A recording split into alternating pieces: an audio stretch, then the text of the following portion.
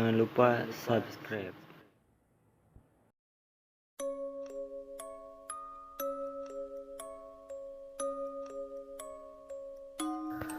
Assalamualaikum warahmatullahi wabarakatuh. Selamat malam buat kalian yang melihat atau mendengarkan video di channel ini. Seperti biasa, saya di sini akan menceritakan hal seram dan misteri. Dan cerita untuk malam hari ini, melihat ruh meninggalkan tubuh. Malam itu tiba-tiba terdengar suara HP yang berdering. Kakak gue melihat HP tersebut dan melihat sebuah pesan singkat masuk ke dalam HP-nya. Kakak gue kemudian membaca isi SMS itu dengan seksama. Pesan singkat yang tertulis tidak begitu jelas, namun membuat kakak gue kaget bukan kepalang. Dengan perlahan kakak gue membaca isi pesan singkat itu, dan akhirnya kakak gue sadar bahwa ada hal genting yang sedang terjadi. "Yun, kenapa?" "Ya, Paman melihat ruh Paman seperti akan tercabut dan pergi meninggalkan badan Paman. Tolong beritahu ayahmu, Paman takut." Begitulah isi pesan singkat tersebut. Kakak segera keluar dari kamarnya dan mencari bokap.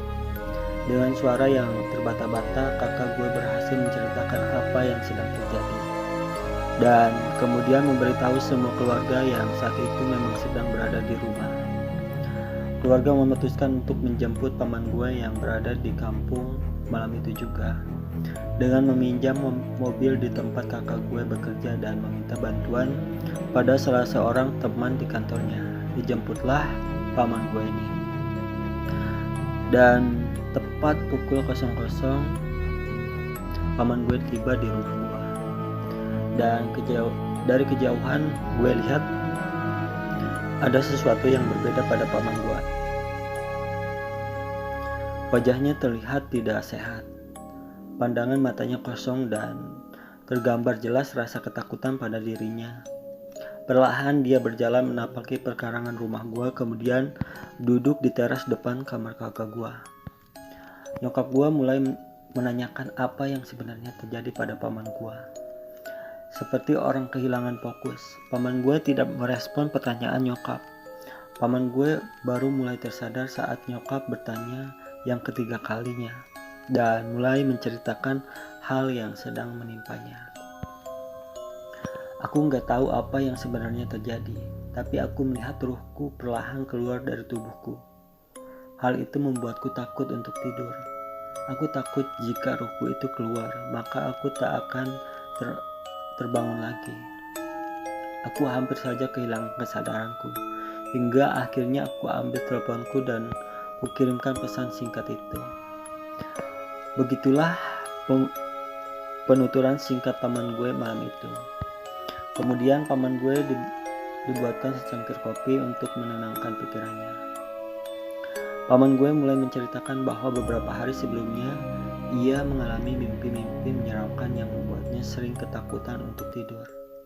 Perlahan juga ia bermimpi seorang saudaranya sepupunya datang ingin membunuhnya. Dan kemudian terjadi perkelahian antara paman gua dan saudara sepupunya itu di dalam mimpinya itu. Dan belum juga paman gue berhenti bercerita, bokap gue memegang tenguk paman gue dan brak, paman gue jatuh tersungkur di teras depan kamar itu. Gue yang dari tadi sudah bersiap mengambil posisi, begitu juga dengan seorang saudara gue yang lain refleks memegang kedua tangan paman gue. Tak lama bokap gue mengambil posisi di atas kepala paman gue, dan saat tangan bokap gue mulai menyentuh leher paman gue, tubuh paman gue yang tadinya tertidur pulas tiba-tiba memberontak dan berteriak kesakitan. Tangan dan kakinya mulai mengejang, dan yang membuat gue tidak bisa lupa adalah tiba-tiba halaman rumah gue dipenuhi dengan bau bangkai. Ya, bau bangkai busuk yang sangat menyengat. Bau itu tercium sangat jelas dan seluruh keluarga gue pun menciumnya juga. Di sanalah keluarga gue mulai menyadari bahwa paman gue terkena serangan secara goib. Ya, paman gue sedang terkena serangan tak kasat mata. Tiba-tiba paman gue mulai meracau, mengeluarkan kata-kata yang tidak jelas dan mulai berbuat sesuatu yang tidak normal. Paman gue mengeluarkan suara yang begitu berat, dan kami semua sangat sadar itu bukanlah suara miliknya. Bokap gue mulai berbicara dan menanyakan siapa yang sedang berada di dalam tubuh paman gue ini, untuk memastikan apakah makhluk itu adalah makhluk dari alam gaib yang marah karena paman gue pernah berbuat salah, ataukah suruhan dari seseorang untuk menyakiti paman gue.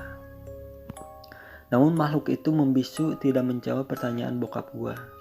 Dia hanya mengeluarkan suara dengan erangan yang mencirikan bahwa makhluk itu sedang kesakitan. Bokap gue terus bertanya, namun makhluk itu tetap tidak mau menjawab.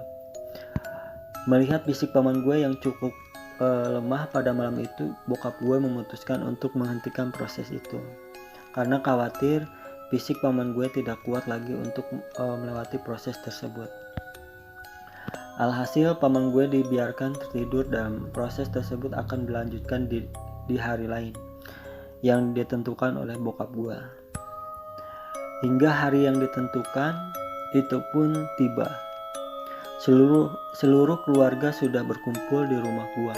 Peralatan untuk proses tersebut sudah disediakan dan proses sebenarnya pun dimulai. Bokap gue memanggil paman gue dan menyuruhnya untuk duduk tenang terlebih dahulu. Dan lagi, tepat ketika tangan bokap gue menyentuh tengkuk paman gue, brak, tubuh paman gue kembali terjatuh. Seperti malam di saat paman gue baru tiba di rumah, proses itu kembali diulang. Dan di sini terungkaplah siapa makhluk yang berada di dalam badan paman gue dan apa tujuannya berada di sana. Sangat mudah mengenali, sangat mudah untuk mengetahui siapa yang menyuruh makhluk tersebut untuk menyakiti paman gua. Saat makhluk tersebut mulai berbicara, dia berbicara dengan gaya bicara orang yang menyuruhnya dan menceritakan kenapa dia berada di sana, apa tujuannya, dan apa yang ingin dilakukannya.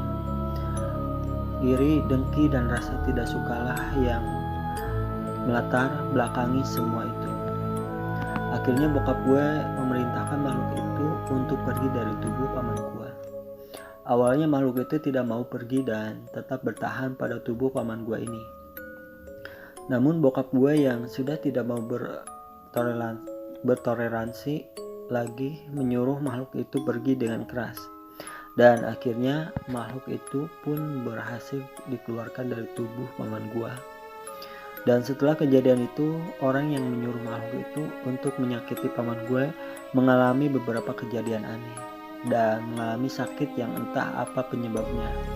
Namun keluarga gue yang sudah mengetahui kejadian itu hanya berpura-pura tidak terjadi apa-apa. Itulah cerita untuk malam hari ini. Semoga kalian yang melihat atau mendengarkan suka dengan cerita-cerita di channel ini. Tinggalkan like, comment, share, dan subscribe. Dan jangan lupa juga nyalain loncengnya biar gak ketinggalan jika ada video-video baru di channel ini. Terima kasih. Assalamualaikum warahmatullahi wabarakatuh.